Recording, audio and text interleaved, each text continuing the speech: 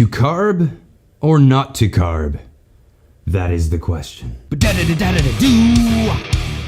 Now I'm about to start with a new project of taking a 5.2 liter V8 engine out of a Grand Cherokee and plop it into this 93 Cherokee.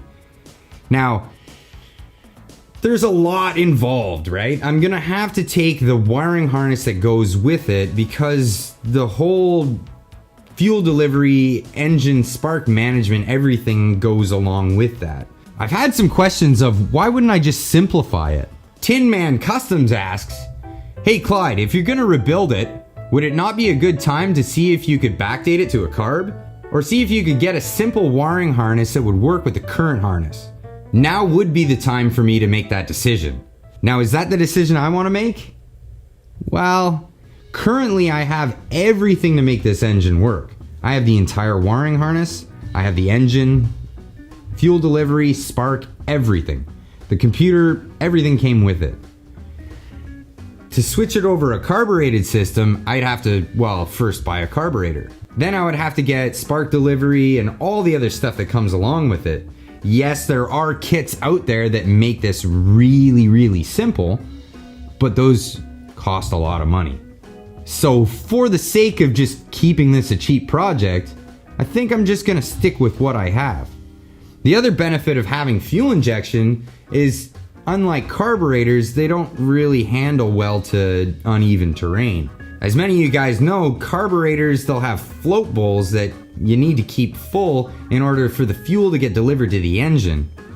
Now, the big problem with carburation is on uneven terrain, the fuel might empty out or slosh to the side. Yes, there are carburetors that are made for off-roading, but they still just aren't as good as fuel injection.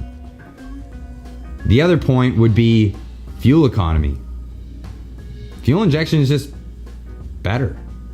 So to answer your question, Tin Man Customs, it would be easier to figure out the wiring harness, but the wiring harness is already figured out for me. So to change it to a carbureted system would just cost a lot of money. So if you like what you see, hit that subscribe button. If you're feeling generous, hit that like button. And if you want to be a part of the conversation, leave a comment down below. Otherwise, we'll see you in the next one. Fuel injection might seem intimidating at first, and a lot of people want to just get a carburetor because they know how they work and, well, it's easy to get the car running. But when it comes down to it, if you really want to get an engine running well, fuel injection is definitely the way to go. Even if you have a vehicle that's predating fuel injection, you can actually get kits to make it fuel injection, and it actually make it run a lot better. Now at the same time, these kits, they do cost a lot of money, and you could just get another carburetor to make your engine run well again. But in its current state, I have fuel injection. I think I'm just gonna stick with it.